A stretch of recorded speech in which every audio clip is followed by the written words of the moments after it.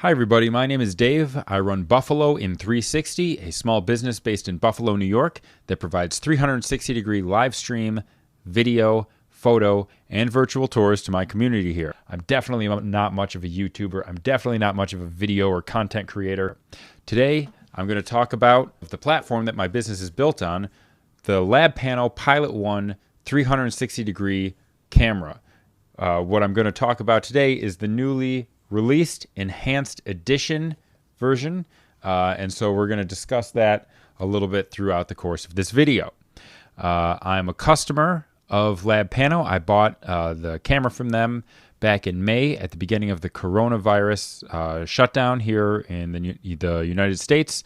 I bought it back in May. I built a little business around it, and I've become a fan of the camera itself. So I thought I've got some good information that's going to be useful to anyone who's either interested in buying one of these, is it the right camera for them, or just learning how to use it, what it's about, and evaluating against some of the other cameras. So in this video, I'm going to do my best to be fair about this camera, what it's good for, what it may not be as good for, other alternatives. And so we've got a lot to unpack on this one. Down below, you will see an affiliate link. If you are interested in buying one of these, I would absolutely appreciate the business. You can click on the link down below. It'll take you to purchase, and I get a very small percentage of that. And so hopefully if you find any of this information useful or relevant or something that's beneficial to you, I would appreciate if you're going to buy one of these, click that link below.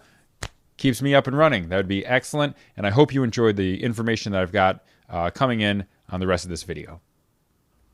All right, let's talk about live streaming with the LabPano Pilot One Enhanced Edition, the way you can do it, how you can do it, and how easy it can be. So one of the reasons I bought it, let me just preface here, one of the reasons I bought this camera, and I was looking at a couple other 360 cameras back in April, May when I decided to buy this one.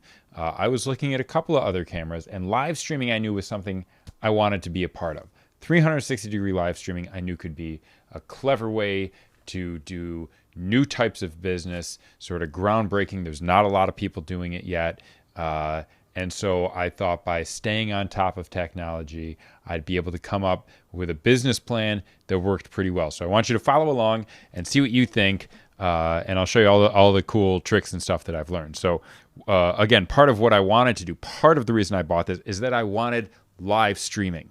And when you look at some of these 360-degree cameras out there, you're either looking at no live streaming or very, very expensive cameras to do live streaming, with a few exceptions that would be an unnecessarily cumbersome number of adapters, power routing. It just looks like a pain. So I don't want to speak ill of any other cameras. I haven't used any other 360-degree cameras, but from what I've seen, it looks like the Pilot One EE is by far the easiest one for live streaming until you're spending $3,000 to $4,000 on a 360-degree camera. So let's talk about the easy use, how great this is when it comes to doing live streaming. More often than not, you would stream to a WAN, right? Your wide area network, things like YouTube, Facebook. The camera supports RTMP servers as well, so you can really get this out almost anywhere that you need to. And so I think the next thing we're going to do is I'm going to switch cameras. We're going to switch right into illustrating how easy the live streaming can be. So live streaming, let's talk about it. So when I open this up, so that was my settings, right? In my settings, I've got options for Wi-Fi. When I turn it on, I can see what Wi-Fi networks are nearby, right? I can connect to it. My home network it already connected to, it's already there. Whoops. And so I know that I've got an IP address right above it. So I've got Wi-Fi. I'm going to turn that off for a second. I don't think LabPano has a way to do a SIM card yet. Here in the States, I believe they do a 5G card over on their side of the world, but that would be an option as well. Then we've also got Ethernet, which there's no way to turn on until you've actually got a connection. Ethernet will automatically turn itself on or off when it detects it. So, and then hotspot, right? So this generates its own hotspot. You can control it with your phone. I'm going to illustrate that when we come to some of the other options in here, some of the other features using the camera, the virtual tours, that sort of thing. We're going to talk about that a little bit deeper. So for now, I'm just going to pull up. Actually, you know what? Let me do Ethernet, right? So, long story short, let's see if I can make this work on the camera, right? So I've got an Ethernet. So I'm not going to try to move my camera around or anything. But on the other end of this, so I've got this Ethernet cable that's coming back just to illustrate what we're doing here. It comes back from my MacBook, which is on my home Wi-Fi, right? So I got Wi-Fi going to the MacBook, and then the Ethernet port of the MacBook comes to here, right? So the other end of this cable goes to my MacBook, which is basically doing Wi-Fi sharing, right? It's sharing my Wi-Fi connection over this hard line here that's going to end up going to the camera. So what this is actually going to is a USB-C hub. So here, let me switch cameras again. So when I've got this is my USB-C cable. It goes to this thing, and it's got an Ethernet adapter, right? So the cool thing about this is that the camera, let me plug it in. It's going to be tough for me to keep it on camera, but I'm going to plug it in. There we go. And so let's swipe back. Ethernet. Might take a second to share it. Oh, sorry. Let's get it in camera here. There we go. You know what? It looks like it was a little loose on the. There it is. It was a little bit loose on the USB-C port, so or the USB-C hub. Can you see it in that corner there? It's blurry, but I promise there's a little icon there. There it is. It came into focus. That's going to show that I'm connected to Ethernet, and I can verify that. I can go in the settings. Like I said, if you were paying attention. This Ethernet automatically turns itself on or off. I've got IP settings here that if I load up, I can manually set it if I'm on like a network like that. It shows me the status, I'm connected, my IP address, the whole 9 yards, right? So like I said earlier, the user interface, the ease of doing things on this is just, it's like the camera when it comes to doing stuff easily. So I'm going to click on live. And now when I'm in here, down at the bottom corner, I've got the different services I can stream to, right? So I've got a bunch of them I don't even know, to be honest. They added a few. I've got Facebook. I've got YouTube. I've got an RTMP server. And then this is their self-streaming to like that Pi Player, the software that they make.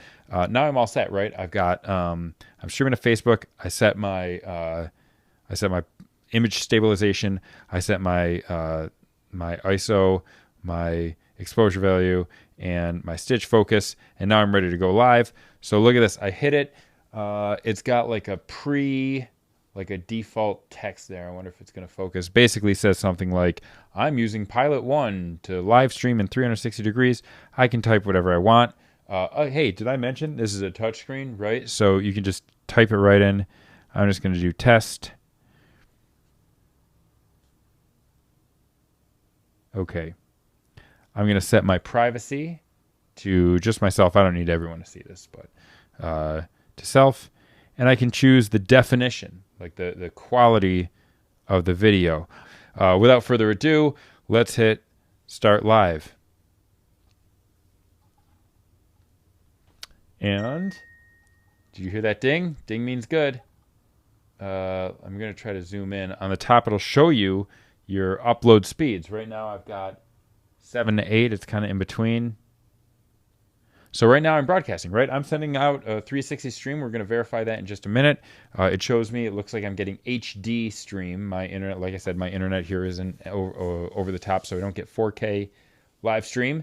But it automatically sets a speed that will work based on my internet connection. And to me, that's more valuable than almost anything. Not having choppy video goes a long way for this. One cool thing about this is if your network crashes or anything like that, you actually have access to your settings. So up in that top corner, I can engage that. I can click that, and I've got my Wi-Fi, my Ethernet, all those settings are right there. So I'm right back there. I can also adjust my stitch lines, my exposure value, any of that stuff. I can adjust that in the middle of a stream as well, which is kind of cool. So, you know, you're doing a sunset thing outdoors and the light changes, or anything like that. You know, it's nice to be able to make adjustments. Maybe you monitor it on a computer or your phone and you realize, oh, you know what? It doesn't look quite right. You can change it right in here. So I'm still streaming right now, right? I still got the stream going. I'm done with it. I'm going to just click. Are you sure you want to stop? I sure do. You heard the ding. That means it's done. That means I've got a live stream on Facebook that just went. So now let's do real quick, just to illustrate. Right now I want to go to YouTube.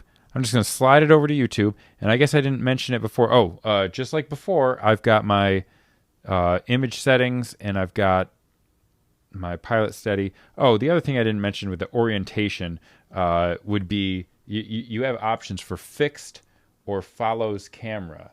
When it's fixed, it means the user decides where they are looking. If it's follows camera, then as I turn the camera, the image for the user changes. I would always leave it fixed. To me, that just makes more sense. I don't see why you wouldn't, I guess, to be perfectly honest. I just think fixed would make way more sense. So I leave mine at fixed all the time. All right, so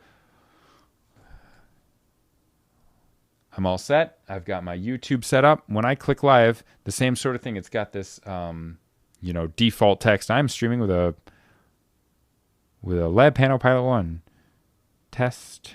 I'm going to do that again. I'm going to type test for this one. This is YouTube, right? Like I mentioned, this is going to my YouTube. Definition, auto. It already knows my internet speeds here. And then I guess down at the bottom, this is where you would log in. I already did it, so I'm not going to log out because it's truthfully you can type it all right in here. You don't need a computer to log in, but I've got these fat fingers and that's a tiny screen, so it's really nice that it's a touch screen.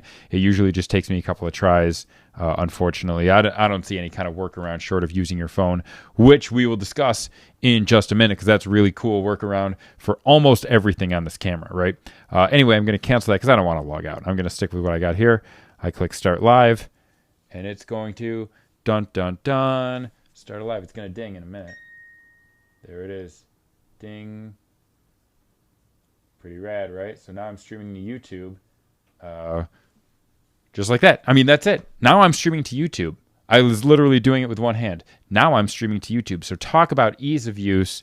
You still have, just like any of the streaming options, you have the control up top for your network settings, for your the image settings, and then it shows you what you're doing down there. So I'm going to stop this one. Are you sure you want to stop? Yes, I'm sure I want to stop. The last thing I'm going to show, and I don't have like a stream key set up or anything, but is going to be if you want to stream to like an RTMP server, right? This is pretty rad because once I get it going, I'm ready to go here. I'm going to click live, and then just like before, I'm good to go. I just got to enter a couple things with RTMP. I have my option. Do I want to just stream with just the URL, or do I need a key? I find that most services need a key, so you'll almost always go through there. You got a spot for the URL. You got a spot for the stream key. Here's the best part about the RTMP. If you can do an RTMP stream, you can save the video with this one. That's a really cool feature. So you can save it to the internal memory as well as live stream it. So you got kind of like a backup plan, which is really, really sharp. And I'm not sure why it's not done on the other options. I've actually reached out to LabPano at one point, and I said, hey, why can't we, why can't I save an RTMP or save a stream that's going to YouTube or Facebook or something that's not an RTMP server? And their answer was basically YouTube or Facebook will save it. You can always get it there. But to me, it's like you want to save the video as like a backup. Maybe the stream goes bad. Maybe something happened. It's just, one less thing to worry about, I guess, right? So that's what I think they should be doing. But all right, so this is the stream I just did. You can see it says test. I wonder if you're going to get volume out of it. Let's see if I can turn on the volume here. My internet connection, and to me, that's more valuable than almost anything. Not having choppy video. I bet you can hear me talking as well, right? One cool thing about this is there's that stitch line. There we go. So that's right there. I streamed it. I was sitting right here. And I pressed a couple buttons on that, and then it was in 360, and the rest of the world can see it. So that's like totally awesome.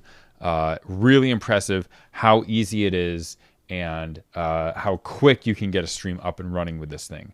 So if you're looking to live stream in 360, this is an easy solution that works well and is reliable and offers you peace of mind, because you can go through Ethernet using a USB-C hub, or you can Wi-Fi if you really want to be untethered.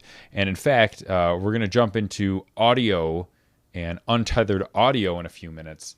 A few minutes for me, literally seconds for you. If you found any of what I've done, any of this stuff helpful or useful, I would absolutely encourage you. Click the link down below. If you want to buy one of these, I would absolutely appreciate the business. It lets me know that you're watching this. It lets me know that there's other people using these cameras and finding value in the videos that I do. 2 thumbs up on this. Absolutely a big fan of the LabPano Pilot One Enhanced Edition. Go get one.